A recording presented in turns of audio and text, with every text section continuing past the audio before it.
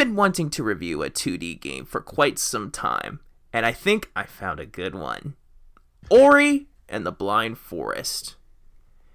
Well, okay, it's not completely 2D. The characters are mostly 3D models. But said 3D models do move on a 2D plane, so it counts. Somewhat. Anyways, does Moon Studios' debut title hold up after a little over a decade? Well, let's pop in the game and save the forest.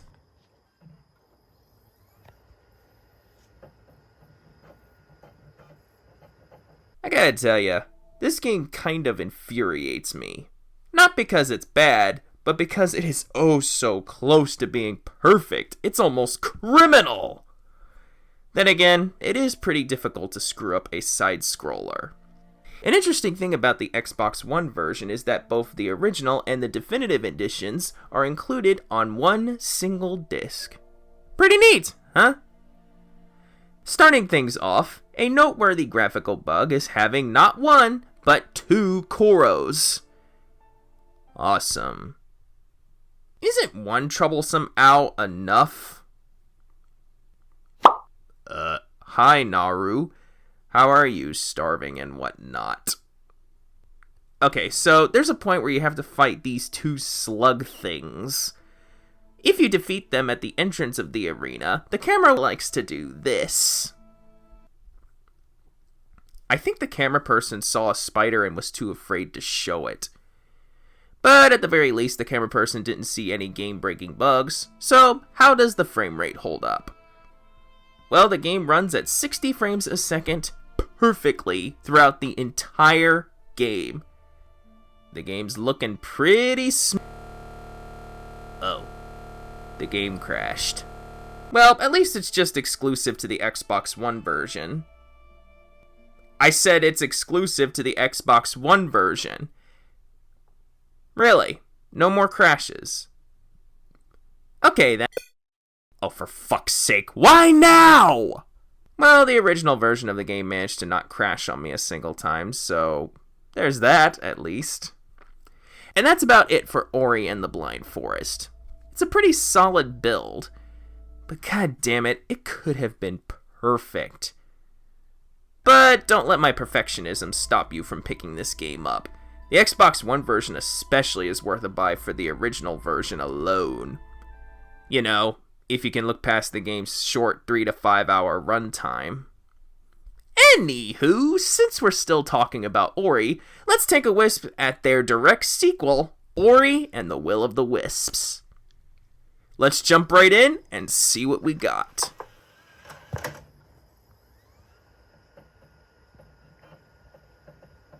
Remember when I said that it's difficult to screw up a side-scroller? Moon Studios managed to do the impossible and screwed up a side-scroller. Graphical bugs are a semi-common occurrence in this game. Hey Ori, why are you hanging on the poles like that? Then again, I would be scared if I saw some sharp spikes below me. Also, I didn't realize that Ori has the power to pull a lever without touching it. Is there something you're not telling me, Ori? One common gameplay element is being able to purchase maps, but the animation of Lupo handing you the map can sometimes mess up. More than once. Ori sure is being rude to Lupo, or is Lupo the one being rude? Who knows? What the hell was that? What is happening to the lighting? You want to know what the worst part about this buggy lighting is? It actually managed to mess with my head during the avalanche chase in Bear's Reach, screwing me up. Ah, there's our dead owlet. I was wondering what happened to Ku. Isn't there supposed to be a weapons dealer around here? What are you doing up there, my dude? Your animation seems to be screwing up every time I talk to you. Both versions do have some loading problems if you decide to speedrun your way through the game, resulting in some graphical bugs, like this one near the water wheel. But the Xbox One's loading issues can sometimes be severe enough that it results in me clipping into the ground multiple times. Now, I will admit, the Xbox One disc is slightly scratched, so that might have something to do with it. But the Switch version also had me clipping into the ground. Twice!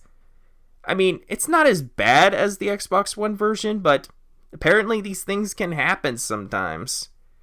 The Xbox disc being scratched might also have something to do with the audio bugging out, particularly in the final level after the boulder chase,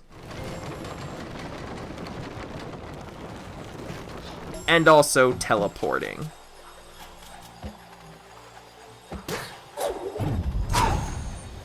And also, the sound effects are missing in the final cutscene.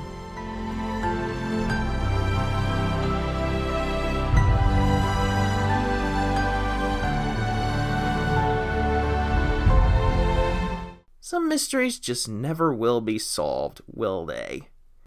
Hey, did you know that you can clip through the elevator, effectively soft-locking yourself? Well, it happened to me. Twice! The enemies can also clip out of the elevator.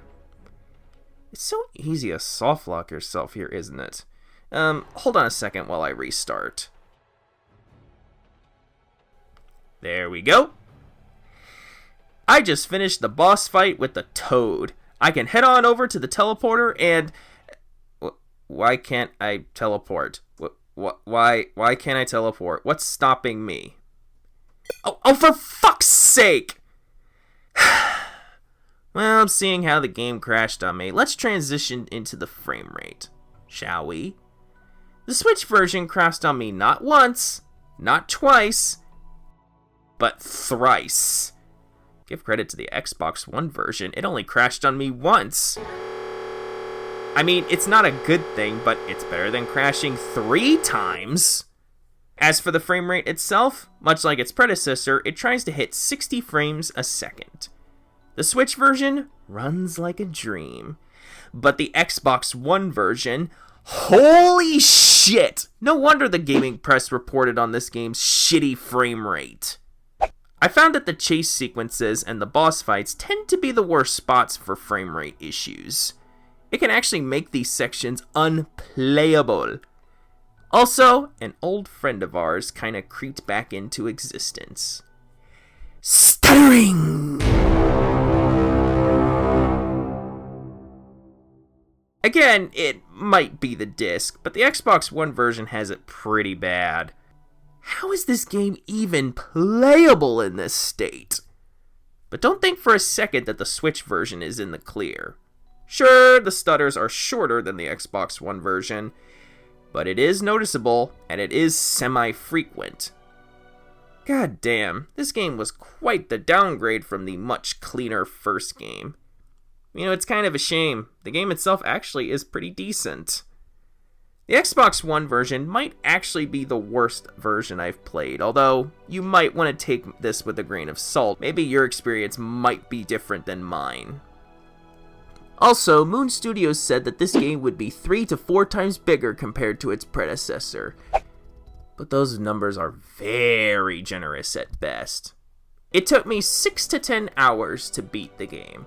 So, it might be bigger than the first game, but it's not as big as Moon Studios claims it is.